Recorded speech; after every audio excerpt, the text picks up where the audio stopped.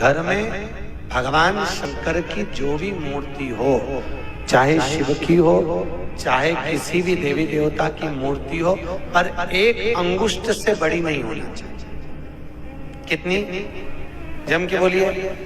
जैसे ये जमीन से बस इस अंगूठे को खड़ा कर लो, इससे बड़ी मूर्ति घर में नहीं हो। अगर इससे बड़ी मूर्ति हमारे घर में होती है तो उसको सेवा की जरूरत मंदिर जैसी पड़ती है। अगर इससे छोटी मूर्ति है तो आप उसको शक्कर का भोग लगा दो, खड़ी शक्कर रख दो, मिश्री रख दो, गुड़ रख दो, तुम्हारी मर्जी पड़े कैसे भी कपड़े पहना दो।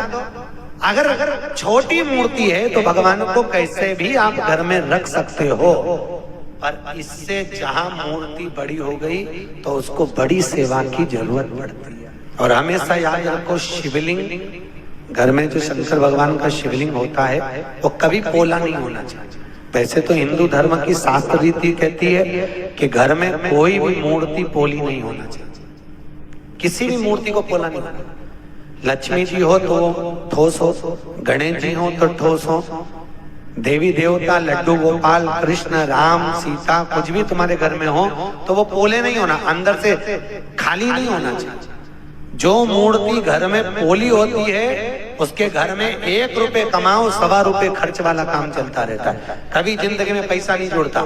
घर पोला की पोला ही रहता, कितना भी तुम कमा कर लाओगे तो भी घर में दिखेगा। और किसी किसी के घर में अगर मूर्तियां अगर ठोस है, मूर्ति अंदर से अगर भरी हुई है तो अगर 2 रुपए भी कमाएगा तो घर में बचत दिखेगी। और अगर घर में मूर्ति पोली है तो कितना भी कमाएगा वो खाली की खाली ही दिखेगी। लोग कहते हैं महाराज जी हमारे घर में बरकत नहीं दिखती है, मेरा पति कमाता, बेटा कमाता, बड़ा बेटा कमाता, खूब कमाता, पर घर में पैसा नहीं दिखता, घर में पैसा नहीं टिकता। तो टिके कहां से?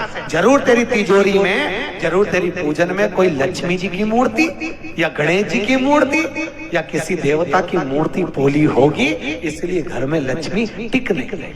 कैसी मूर्ति होना चाहिए? जम के बोलिए। ठोस, पोली नहीं होना चाहिए। तो महाराज पोली मूर्ति का क्या करें? तो कुछ मत करो, मेन लाओ बाजार से, राल लाओ या मेन लाओ, कुछ भी मेन लाकर, मोम लाकर, वो मोम नहीं होता, उस मोम को पिघलाकर उस मूर्ति के अंदर भर दो। पर मूर्ति ये नहीं कि अपने को पोली है तो घर से बाहर निकाले, उसको ठोस करो।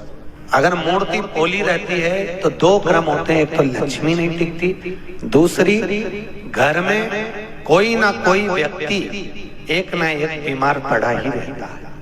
एक ठीक होगा दूसरा बीमार पड़ेगा, दूसरा ठीक हुआ तीसरा बीमार पड़ेगा। मतलब डॉक्टर में कहीं ना कहीं किसी ना किसी रूप में हफ्ते में, महीने भर में पैसा जाना है, जाएगा, रुकेगा नहीं महाराज।